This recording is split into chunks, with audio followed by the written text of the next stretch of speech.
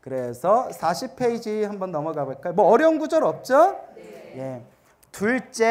둘째는 누굴까요? 중근기. 둘째 중근기. 중근기는 어떤 사람이냐? 사람이 계를 받고 나서 비록 무슨 계는 범하지 않았지만 무거운 계, 그러니까 아주 흉악한 계. 예, 여기 밑에 보면 무거운 게 나오죠? 그리고 우리 스님들 사이에서는 가장 무거운 오역죄를 포함해서 부모님을 죽이고 아라한을 죽이고 부처님 몸에 피를 내게 하고 승단을 파괴시킨 오역죄를 포함해서 사바라이라는 게 있어요. 따라해보세요. 사바라이. 예, 사바라이가 뭐냐면 바라이가 목이 잘리다라는 뜻이 있대요. 이 네 가지 업보를 저지르면 승려로서 목이 잘린 거나 다름이 없대요. 그래서 사바라이라고 부르는데 사바라이가 무슨 죄냐? 첫째, 사람을 죽이는 거. 그러니까 짐승을 죽이는 것까지는 용서가 돼요. 누구를 죽이는 거? 사람을 죽이는 거. 그 다음에 도둑질을 하는 거. 그 다음에 성관계를 맺는 거. 그 다음에 마지막에 거짓말을 하는데 거짓말 중에서 어떤 거짓말이냐면 스스로 못 깨달았는데 사람들한테 깨달았다고 거짓말을 하는 거. 이게 중죄에 속합니다. 알겠죠? 예를 들어서 나도 내가 못생긴 걸 알아. 거울을 보고 나는 왜 이렇게 생겼지? 하지만 사람들한테 나 잘생겼잖아 하면 거짓말은 거짓말인데 약한 거짓말이에요. 이건 용서가 된다 안 된다? 용서가 돼. 그냥 불쌍하다. 예? 용서가 돼요. 그런데 못 깨달았는데 사람들한테 자기가 깨달았다고 거짓말하는 거 용서가 된다 안 된다? 이게 이제 사바라이라는 무거운 죄입니다. 알겠죠? 이러한 무거운 죄까지는 범하지 않았지만 어떤 계율? 가벼운 계율은 훼손한 거. 그러니까 가벼운 죄는 어떤 거냐?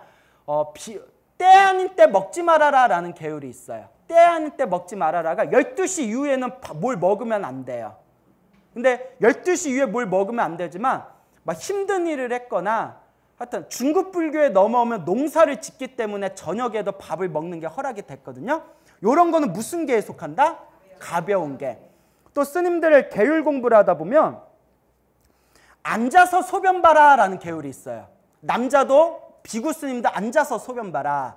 이게 왜 생겼냐면 인도는 날씨가 덥잖아요. 그러니까 스님들이 안에 속옷을 입지 않고 이렇게 가사를 입은 상태에서 소변이 마려우니까 조금 이렇게 별난 스님들이 몇 분 스님들이 길에서 그냥 이렇게 드러내놓고 이렇게 소변을 봤대요. 그러니까 옆에 막 이렇게 신도들이 지나다니잖아요. 신도들이 지나가는데 스님이 길에서 벌러덩하고 소변을 보니까 신도들이 보인다 이렇게. 그러니까 어느 신도들 사이에서 뭐 어떤 스님은 크고 뭐 작고 예? 막 이런 이야기가 추잡한 이야기가 나오고 봤어 그 스님 크다 막 이러고 막 추잡한 얘기가 나오고 신도들이 부처님께 찾아가서 부처님 스님들이 길에서 이렇게 그냥 소변을 막 보시니까 막 추잡한 얘기도 나오고 보기도 안 좋습니다 했더니 부처님께서 나의 제자들아 비구들은 소변을 볼 일이 있으면 조용한 곳에 가서 어떻게 봐라? 앉아서 보면 옷에 가려서 안 보이니까. 이런 계율이 있어요. 근데 이거는 중한 계율이다, 가벼운 계율이다. 네, 가벼운 계율이다. 그러니까 무거운 계율은 범하지 않았지만 가벼운 계율 정도는 훼손한 것이 많이 있을 경우 선정을 닦기 위하여 가벼운 계율을 많이 훼손했기 때문에 여법하게 무엇을 하면? 참회하면. 자신의 죄를 드러내놓고 잘못했습니다 참회하면 이 사람도 역시 무거운 계율은 어긴 적이 없고 그냥 소소한 가벼운 계율만 어겼기 때문에 계를 지킨 것이 뭐하다고 할 수 있다? 청정하다고 할 수 있다. 성정과 지혜가 생길 수 있는 것이 마치 옷에 가벼운 계율을 많이 어겼기 때문에 옷에 무엇이 묻은 것 같아요? 더러운 때가 묻은 것과 같지만 깨끗이 빨면 뭐가 빠져요? 때가 빠지고 염색하면 역시 물들을 수가 있기 때문에 무슨 근기의 계율이다? 중근기의 계율 지킴이다. 이렇게 이해하시면 되겠네요. 어려운 내용 없죠? 셋째, 만약 어떤 사람이 계율을 받고 나서도 견고한 마음으로 지킬 수 없으면 가볍거나 무거운 여러 가지 죄를 범하는 일이 많다. 왜 견고한 마음으로 왜 지킬 수가 없을까요? 전생에 무엇이 두꺼워서? 예, 전생에 업보가 너무 두꺼운 거예요. 여러분, 여러분들이 이번 생에 수행이 잘 되고 안 되는 것도 업보예요. 여러분들이 전생에 닦아놓은 게 많으면 이번 생에 수행이 저절로 잘 될 것이고 수행에 마장이 있어도 금방 극복합니다. 전생에 지어놓은 업보가 두꺼운 사람은 수행을 해도 자꾸 마장이 생기고 집중을 못하게 돼요. 이것도 자기 업이에요. 어떤 사람은 경전 공부를 하면 한마디 말을 들으면 두마디 세마디를 딱딱 알아듣는 사람이 있는가 하면 어떤 사람은 말해줘도 몸이 우의 독경이에요. 우의 독경. 우이동에서 독경하다 해서 우리 여기 옆에 우리 화계사 수유동 옆에 우이동 있잖아요. 우이동에서 독경하니까 죄송합니다. 그 업장이 너무 두꺼우면 세규의 경읽기예요. 여러분들도 스님 저 불교 공부를 하는데 무슨 말인지도 이해가 안 되고 집중도 안 되고 수행도 안 돼요 하는 분들은 솔직히 인정해야 돼요. 내가 전생에 내가 업보가 두껍구나. 그런데 무슨 뜻인지 몰라도 같이 경전을 공부하고 부처님의 말씀이 담긴 경전을 함께 읽는 것만으로도 무엇이 소멸한다? 업장이 소멸하고 있대요. 여러분들 우리가 이 자리에 함께 이렇게 만나서 이 부처님의 말씀이 담긴 이 책을 함께 공부하고 외우는 것만으로도 내 업장이 소멸하고 있대요. 이게 광우 스님 말씀이 아니라 누구 말씀이에요? 부처님 말씀이에요. 여러분들 우리가 공부 시작한 지 이제 3주가 넘어가잖아요? 어때? 업장이 소멸된 게 느껴져요? 안 느껴져요? 너무 솔직하다. 이럴 때 느껴져요 해주면 자 그래요. 그러니까 여러분 공부가 안 된다고 해서 서러워하거나 시리에 빠지지 마시고 자꾸 부처님의 경전을 독송하면 됩니다. 알겠죠? 네. 이렇게 경전 공부하는 것 자체가 우리의 무엇이 소멸하고 있는 거다? 업장이 소멸하고 있는 것이구나. 자, 이렇게 견고한 마음으로 지킬 수가 없기 때문에 가볍거나 무거운 여러 가지 죄를 범하는 일이 많다. 만약 소승교문, 소승의 가르침에 의지한다면 이러한 4가지 무거운 죄, 7번 사중죄, 사바라이 나와요 안 나와요? 아까 설명한 사바라이 나오죠? 소승 가르침에 의지하면 이런 무거운 죄업을 지으면 참회할 방법이 있다 없다? 그런데 대승 불법에서는 참회가 가능하다 안 가능하다? 가능하다. 대승 불법에서는 대승 교문, 대승의 가르침에 의지한다면 참회하여 뭐 할 수가 있다? 없애버릴 수가 있다. 이런 까닭에 경에서 말씀하셨다. 불법 가운데 2가지 뛰어난 사람이 있다. 몇 가지 뛰어난 사람? 하나는 처음부터 악을 짓지 않은 사람. 처음부터 계율을 어기지 않은 사람이고, 2번째 뛰어난 사람은 혹 계율을 어겼다 하더라도 무엇하는 사람? 참회하는 사람. 이게 중요해요. 참회법. 참회법 동그라미 별 3개. 우리 대승 불법은 참회법이 있어요. 그래서 중요한 게 있습니다. 업을 지은 것도 누가 지은 거예요? 내가 짓고. 그러면 그 내가 지은 업을 소멸하는 것도 누가 소멸할 수가 있다? 내가 소멸할 수가 있다. 그래서 제가 좋아하는 비유인데, 여기 이렇게 컵이 있어요. 여기 컵이 있으면 컵에 소금이 가득해요. 가득한 소금은 내 업보를 뜻해요. 계율을 어긴 내 업보들, 내 악업들. 이 소금을 벌컥벌컥 먹어버리면 어떻게 될까요? 혓바닥이 작살날 거예요. 그렇죠? 그럼 여러분들 이걸 그냥 드시겠어요? 아니면 최대한 피하시겠어요? 피해야죠. 컵을 먹는 거는, 컵 안에 있는 소금을 먹는 거는 내 업이기 때문에 피할 수 없어요. 자기 업은 자기가 지어야 돼요. 하지만 제가 항상 소나무에서 항상 강조하는 거, 크게 받을 걸 어떻게 받을 수 있다? 요 컵에다 뭘 섞으면 될까요? 그렇죠. 물을 섞으면 돼요. 물로 희석하면 얼만큼 희석했냐에 따라서 어우 짜도 될 수 있고, 먹을만한데 오늘같이 더워가지고 땀나는 날에는 요 정도면 먹어야지 라고 여유 있게 내 이 업을 받을 수가 있어요. 그러면 불교에서 말하는 물을 채우는 것을 우리가 뭐라고 표현할 수 있을까요? 참회법. 내 죄업을 참회하고 끊임없이 선업과 공덕을 지으면 내가 삼켜야 할 소금을 희석시킬 수가 있어요. 내가 받아야 할 업보를 작게 받을 수가 있어요. 그렇기 때문에 이 참회법이 굉장히 중요하다는 것을 명심하시길 바랍니다. 알겠죠? 네. 유명한 이야기가 있습니다. 여러분 그 유마거사라고 아시죠? 네. 그 유마거사의 이야기인데 대승불법에 가장 뛰어난 그 깨달음을 얻으신 그 거사님 중에 한 분으로 손꼽히는 유마거사. 이 유마거사 유마경에 보면 유마거사가 이미 그 성부를 한생 납둔 일생보처라는 말이 나와요. 그러니까 거의 부처님이나 다름없는 경지에 계신 분. 근데 이 유마거사 이야기에 나오는 건데 2명의 비구 스님이 있었대요. 근데 2명의 비구 스님이 있었는데 이 2명의 비구 스님이 A 스님이 있고 B 스님이 있었는데 A 스님의 여동생이 이렇게 이 두 분의 스님을 이렇게 공양을 올렸대요. 항상 보필하고 봉양하고 공양을 올렸는데 이 비구 스님의 여동생이 같이 오빠 스님하고 수행하고 있는 비구 스님을 보고 사랑에 빠진 거예요. 예? 아, 이루어질 수 없는 사랑. 그래서 이 마음에 음탕한 마음을 가지고 있다가 오빠 스님이 탑발을 나간 사이에 그 친구 흠모하고 있던 그 비구 스님을 잡아뜨렸어. 차! 스님, 우리 씨름 한번 할래요? 왜? 저 힘 좋아요. 하니까 잡아뜨렸어. 이렇게. 그 음행을 저질러 버렸어요. 우리가 눈 맞았다 그러죠. 사바라이에서 성관계를 맺으면 사바라이 안에 들어간다고 했죠. 그리고 중죄를 지은 거예요.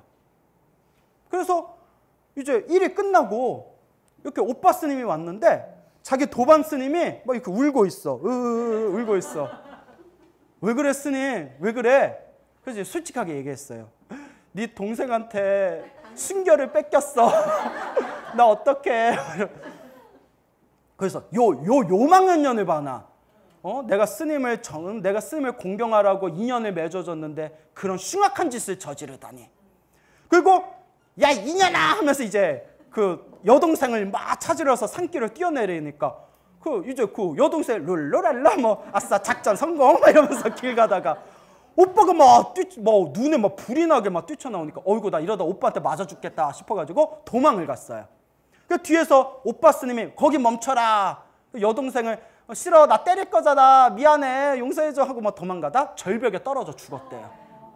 그러니까 간접적으로 살생의 업보를 지은 거예요. 오빠는 살생의 업보를 지었고 그 옆에 같이 공부하던 도반 스님은 음행의 업보를 짓게 됩니다. 그래서 계율 제일 우바리 존자를 찾아가요. 들어보셨죠? 계율 제일 우바리 존자를 찾아가서 저희들의 죄를 참회할 수 있겠습니까? 하니까 이 우바리 스님이 부처님이 제정하신 계율에 의하면 사바라이는 용서받을 수 없다. 니들은 이 죄를 용서받을 수 없으니 승복을 벗고 산문 밖을 나가라 라고 합니다. 이게 바로 소승교법이에요. 참회가 허용이 안 돼요. 엉엉 울면서 2명의 스님들이 길을 가다가 유마거사를 만납니다. 그 유마거사에 딱 만났을 때 스님들 왜 그렇게 울고 있습니까? 하니까 이 2명의 스님이 자초지종을 얘기합니다. 우리가 살생을 저질렀고 음행을 저질렀습니다. 계율제일 우바리 존자께서 우리는 참회를 받을 수 없답니다. 하니까 유마거사가 아닙니다. 대승불법에서는 참회를 받을 수가 있습니다. 그 2명의 비구스님이 깜짝 놀라서 그러면 대승불법에 의지해서 우리의 죄를 사해 주십시오. 그때 그러면 제가 스님들의 죄를 참회를 제가 허용해 드리겠습니다. 자, 그 전에 반드시 2분의 비구 스님들께서 해 주셔야 될 게 있습니다. 예, 그게 뭡니까? 그 유마거사 손을 딱 내밀면서 2분이 지은 업보를 저한테 주십시오. 제가 참회시켜 드리겠습니다. 그 업을 어떻게 내나요? 그 업을 어떻게 내나요? 그러니까 이 2명의 비구 스님이 아무리 자기 죄업을 내놓고 싶어도 내놓을 수가 있어요, 없어요? 어떻게 침이라도 탁 뱉어서 내놓고 싶은데 어떻게 내나? 어떻게 죄업을 내놓아야 될지를 모르겠습니다 하니까 이 유마거사가 한 유명한 개송이 여러분 천수경에 보면 그거 나오죠. 죄무자성 종심기 심양멸시 죄영마 죄망신멸 양구공 시증명이 진참해. 죄는 본래 실체가 없어서, 실체가 있으면 내놓을 수 있어요 없어요? 있잖아요. 실체가 있으면 내놓을 텐데 죄가 실체가 있어요 없어요? 실체가 없으니까 내놓을 수가 없잖아요. 죄는 본래 실체가 없으니 어디에서 일어날 뿐이다? 마음에서 일어날 뿐이다. 무슨 말인지 알겠죠? 요 마음도 놓아버리고 이 죄업을 지은 이 죄라는 것도 놓아버리고 죄라는 걸 일으킨 이 마음도 소멸시키면 이것이 이 고요해진 마음이 진짜 참회가 된다라는 유명한 개송을 읽게 됩니다. 그 자리에서 그 두 명의 비구 스님이 그 자리에서 깨달음을 얻었다라는 그런 유명한 이야기가 전해지고 있죠. 이게 바로 우바리 존자가 두 명의 스님에게 너희들의 죄업을 참여해 줄 수 없다라는 것은 무엇의 가르침에 들어가고? 소승의 가르침에 들어가고, 유마거사를 만나서 야, 죄라는 건 본래 실체가 없으니 마음 따라 일어나고 마음 따라 사라지는 거다. 죄라는 것도 놓아버리고 마음이라는 것도 놓아버려서 죄도 마음도 다 잊어버리면 이 고요한 이 마음, 그거가 바로 진정한 참회가 된다. 이게 바로 어느 불법의 참회법? 대승불법의 참회법이 되는 겁니다. 알겠죠? 여러분, 천수경이 어마어마하게 좋은 경전이에요. 대승경전에서 제일 좋은 내용들만 간추려서 함축시켜 놓은 게 바로 천수경이에요. 그래서 우리 많은 불자님들이 금강경, 법화경, 열반경, 막 무슨 육조단경 이런 거 배우면 천수경을 우습게 보기 시작하거든요. 나중에 대승경전 공부하고 나서 천수경을 딱 읽어보면 아, 어디 안에 다 있었구나? 아, 불자가 배워야 될 건 천수경에 이미 다 있었구나라는 걸 느끼게 됩니다. 그러니까 여러분 평소에도 천수경을 좀 많이 읽으세요. 네. 그래서 대저 참회하고자 한다면 그 참회가 이루어지기 위하여 모른지기 몇 가지 법을 갖추어야 된다?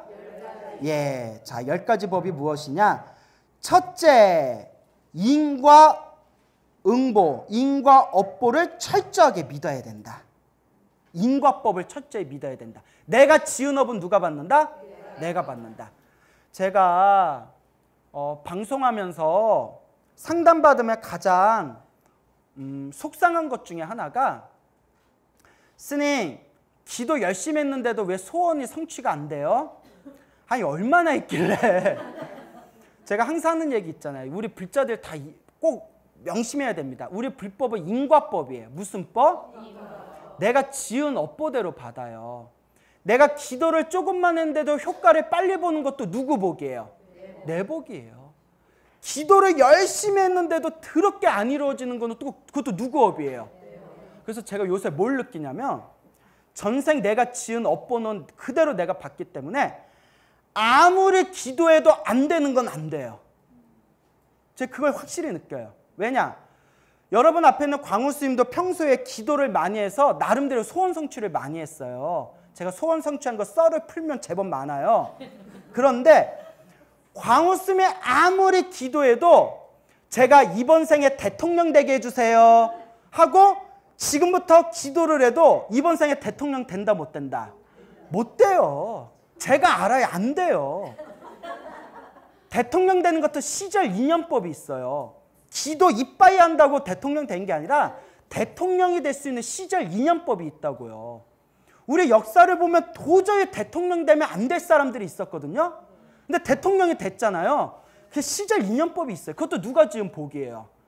그게 뭐 업보인지 복인지 모르겠지만 광운 스님은 스스로 느끼는 게 이번 생에는 내가 대통령 될 수 있는 시절 인연이 없다는 걸 알아요.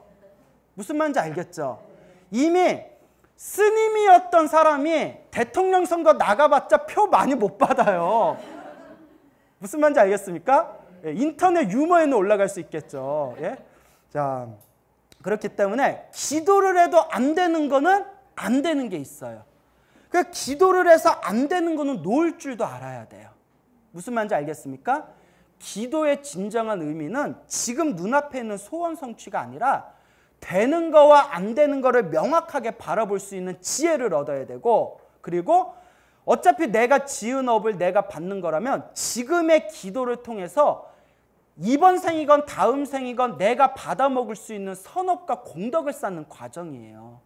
이번 생에 다른 스님들보다 경전을 더 밝게 보지는 못한다 하더라도 이번 생에 조금이라도 불교 공부를 잘해 놓으면 다음 생에 어떻게 태어날까요? 훨씬 더 지혜롭고 총명하고 성근을 갖춘 존재로 태어나게 되는 거예요. 무슨 말인지 알겠습니까? 광호 스님이 이번에 아무리 수행을 열심히 해도 부처님같이 되기는 글렀어요. 진짜예요. 부처님은 삼아승직어 헤아릴 수 없는 무량한 세월 동안 닦고 닦으신 완성형이에요. 완성체예요. 광호 스님은 과정형이에요. 아직 과정에 있는 사람이에요. 이번 생에는 글렀어요. 부처님같이 못 돼요. 그렇지만 이번 생에 이렇게 닦고 있는 게 무엇과 가까워지고 있는 과정이다? 부처님과 가까워지고 있는 과정이다. 무슨 말인지 알겠습니까? 인과법을 철저히 믿어라. 이번 생에 되는 것도 안 되는 것도 결국 무슨 법 안에서? 인과법 안에서 이미 법칙대로 움직이고 있는 거예요. 이번 생에 부자 되게 해주세요 기도를 열심히 했는데 부자가 못 됐어요. 그러면 언제라도 부자로 태어난다? 다음 생에라도 부자로 태어나. 왜냐? 이미 씨를 뿌렸으니까. 스님, 저는 이번 생에 부자가 되는 게 목표인데 왜 이번 생에는 안 되는 거예요? 전생에 너무 박복하게 산 거예요. 전생에 너무 박복하게 살았기 때문에 이번 생에 씨를 뿌렸지만 열매까지 못 얻는 거예요. 그러니 과거, 현재, 미래, 전생, 현생, 내생의 3세 윤회 인과법을 철저하게 믿고 지금 당장 효과가 없더라도 눈앞에 성취에 스스로 속지 말고 수많은 억겁의 세월 속에서 우리는 닦아나가고 있는 과정의 한 부분 속에 있다는 걸 철저히 이해하시기 바랍니다. 알겠죠? 네. 그래서 인과법을 철저하게 믿어라. 여러분 인과법 믿어요? 안 믿어요? 믿어요? 네. 진짜요? 네. 그래요. 한번 믿어봅시다. 무겁고 두려운 마음을 내어라. 내가 짓는 업보, 내가 짓는 죄업, 내가 계율을 어기는 거에 대해서 어떤 마음을 일으켜라? 무겁고 두려운 마음을 일으켜라. 우리 종교를 믿는다면서 허튼 짓 하는 사람들 있잖아요. 그런 사람들은 어떤 마음이 없는 걸까요? 무겁고 두려운 마음이 없어요. 어떤 절에 다니시는 분이 있는데 뒤에서 자꾸 사고를 치는 거예요. 그러니까 스승이 그 제자분한테 너 그러다가 무간지옥 떨어진다 하고 딱 이야기하셨대요. 제자한테. 우리 같으면 화냈자. 뭐 또 그렇게까지 얘기하세요. 그래도 뭔가 두렵고 무서운 마음이 있을 거 아니에요. 예! 저는 무간지옥 떨어질 겁니다. 이러고. 근데 실제로 들은 얘기예요. 뭐가 없기 때문에? 무겁고 두려운 마음. 그분은 인과법을 안 믿는 거예요. 무간지옥에 자기가 떨어질 거란 걸 안 믿어서 그런 거예요. 그러니까 여러분 지옥이 분명히 있습니다. 여러분 지옥 못 봤죠? 못 봤죠? 못 봤으니까 이런 거야. 나도 못 봤는데 하여튼 경전에 있대요. 예, 그래요. 셋째, 부끄러움과 뉘우침을 일으켜라. 내가 짓는 죄업에 대해서 무엇을 일으켜라? 부끄러움과 뉘우치는 마음을 일으켜라. 부끄러움과 뉘우침. 우리 뻔뻔한 사람들 있죠? 소시오패스 있잖아요. 사이코패스들. 실제로 뇌 일부분이 경직돼 있어가지고 우리는 누구를 다치게 하면 막 마음 아프고 누구를 죽이게 되면 그게 막 악몽도 꾸고 막 두려움에 떨잖아요. 그 사람들 아무 감정이 없대요. 실제로 그렇게 타고나는 사람이 있대요. 선천적으로. 다큐멘터리에 보면. 그러니까 부끄러움과 뉘우침을 일으키는 것 자체가 수행에 있어서 굉장히 중요한 성근입니다. 부끄러움도 모르고 뉘우침도 없고 두려운 마음도 낼 줄 모르는 사람들은 선업을 지을 수 있다 없다? 없다. 수행할 수가 없다. 넷째, 죄를 멸하는 방법을 구할 것. 참회법을 구해라. 참회법. 그리고 그 참회법이 어디에 있냐? 이른바 대승경전 가운데 여러 가지 행하는 법을 밝혔으니 마땅히 경전에 나온 대로 여법하게 법답게 수행하면 된다. 여러분 천수경에 보면 살생중재, 금일참회, 투도중재, 금일참회 나와야 안 나와요? 그게 참회법이에요. 여러분들이 지극한 마음으로 부처님 잘못했습니다 하면서 나무아미타불, 관세음보살, 지장보살 부르면 그것 자체가 참회법이에요. 여러분들이 열심히 금강경을 독경하거나 열심히 법화경을 사경하거나 그것 자체가 참회법이에요. 여러분들이 열심히 부처님 앞에서 절을 하면서 제가 알게 모르게 몸과 말과 생각으로 지은 업보를 참회합니다 하고 절하면 그게 바로 무슨 법이에요? 참회법이에요. 참회법이 따로 있는 게 아니에요. 여러분들이 내 죄업을 참회하는 마음으로 행하는 모든 기도법이 다 무슨 법이다? 라는 얘기를 그렇게 하는데도 꼭 찾아와서 스님 참회하고 싶은데 뭐 해야 돼요? 그냥 가서 참외나 드시라고. 참외나. 그렇게 얘기했는데 엉뚱한 얘기를 한단 말이에요. 내 마음 이해 가요? 내 마음 이해 가요. 그래요. 분명히 내가 이렇게 얘기했는데 며칠 후에 또 찾아와서 스님 제가 참회 기도하고 싶은데 뭐 하면 돼요? 이럴 사람 또 생겨. 예. 아니에요? 다섯째, 이미 지은 죄를 뭐 하지 말고? 숨기지 말고 드러내라. 안으로 꽁꽁 숨기지 말고 드러내라. 스님이나 자기가 믿고 있는 스승님한테 내 죄를 드러내고 다시는 짓지 않겠습니다. 맹세를 해라. 여섯째, 죄업이 연이어 서로 이어지는 마음을 단절할까. 그러니까 도둑질을 했어요. 도둑질을 해놓고 내가 이러면 안 되는데 하면서 또 도둑질을 해요. 이렇게 나쁜 짓인 걸 알면서도 계속 연이어서 반복하는 그 마음을 끊으라는 거예요. 이게 뭐냐? 중독이에요. 중독. 도박 있죠? 도박도 나쁘다는 거 알잖아요. 또 중독되잖아요. 그 중독입니다. 이 중독의 마음을 끊어라. 일곱째, 자, 불법을 보호하는 마음을 일으켜라. 일곱째부터는 공덕을 짓는 거예요. 무엇을 짓는 거? 예, 공덕. 더 적극적으로 참여하는 방법이에요. 선업과 공덕을 지어서 적극적으로 내 업장을 소멸하는 방법. 적극적으로 무엇을 보호하겠다는 마음을 일으켜라? 불법, 부처님의 법을 보호하겠다는 마음을 일으켜라. 왜냐? 여러분, 공양 중에 최고의 공양이 무슨 공양이죠? 법공양. 법공양입니다. 그러니까 여러분들도 불법을 열심히 공부해서 혼자 만족으로 끝나면 안 되고 주변 사람들한테 자꾸 불법의 향을 드날려야 됩니다. 알겠죠? 자꾸 포교도 하고, 야, 우리 경전 공부도 같이 해보자. 야, 너 절에 나와서 기도도 좀 해보자. 이렇게 자꾸 포교를 하셔야 됩니다. 여러분들이 한 사람 포교할 때 이 시방세계 불국토가 하나 밝아지는 겁니다. 그러니까 그러한 믿음을 가지시고 열심히 포교하되, 근데 불교의 포교는 남을 불편하게 하면서까지 포교하면 된다 안 된다? 예? 막 여러분 이렇게 막 머리에다가 힘껏 묶고 이렇게 판에다가 뭐 불신지요 부처긍각 막 이러면서 부처님 믿으세요 막 이러면서, 예? 지나가는 수녀님 붙들고 부처님 믿으세요. 차라리 비구니가 되세요. 이러면 돼요 안 돼요? 안 됩니다. 불교는 남의 종교도 존중할 줄 알아야 돼요. 알겠죠? 예, 그게 불교의 매력이에요. 남의 종교도 존중할 줄 아는 거. 여러분, 인간이 행복해지려고 종교가 나타난 거예요. 맞습니까? 인간이 행복해지기 위해서 종교를 만들었는데 종교 때문에 인간이 희생당한다니까요. 그렇기 때문에 우리는 불법을 널리 세상에 전하되 남을 불편하게 하면 된다 안 된다? 안 된다. 예, 그렇게 또 명심해 주시기 바랍니다. 여덟째, 중생을 제도하여 해탈케 하려는 큰 서원을 일으키는 것. 모든 중생 다 제도하겠습니다라는 대자비심을 일으키는 것. 그래서 성철 스님께서는 108배를 하고 3000배를 시킬 때 항상 발언을 우리 가족 잘 되게 해주세요. 우리 자식 새끼 잘 되게 해주세요 하면 가장 못난 기도라고 했어요. 가장 못난 이 기도다. 네 가족만 잘 되면 좋냐? 네? 가장 못난 기도다. 최고의 기도는 뭐냐? 절을 하면서 일체 중생이 행복하게 해주세요. 일체 중생이 행복하게 해주세요. 일체 중생을 위해서 기도하는 게 최고의 기도라고 했어요.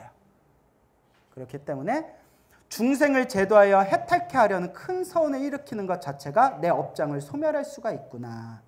아홉째, 항상 시방의 모든 부처님을 염할 것. 쉽게 말하면 염불을 열심히 하라는 거예요. 염불 수행, 염불을 열심히 해라. 한 분의 부처님을 지극하게 염하면 시방의 모든 부처님을 염하는 거하고 똑같대요, 결국은. 그러니까 나무아미타불을 부르든 석가모니불을 부르든 지극한 마음으로 염불해라. 그리고 스님, 저는 관세음보살이 더 좋아요, 지장보살이 더 좋아요 하면 어떻게 하라? 관세음보살 부르든 지장보살 부르든 모든 염불은 결국 어떻게 된다? 하나로 통한다. 내 마음 밝아지는 게 핵심이에요. 그거 듣자니 이상한 단체에서는 자기네들이 믿는 부처님 외에는 절대 염불하지 말라고 가르치는 데도 있대요. 그렇게 중생들한테 그렇게 가르치면 어긋나기 시작합니다. 부처님이 괜히 84,000 법문을 설하셨나요? 중생들 수준에 맞춰서 법문을 설하신 거거든요. 결국 무슨 염불을 하든 무엇이 핵심이다?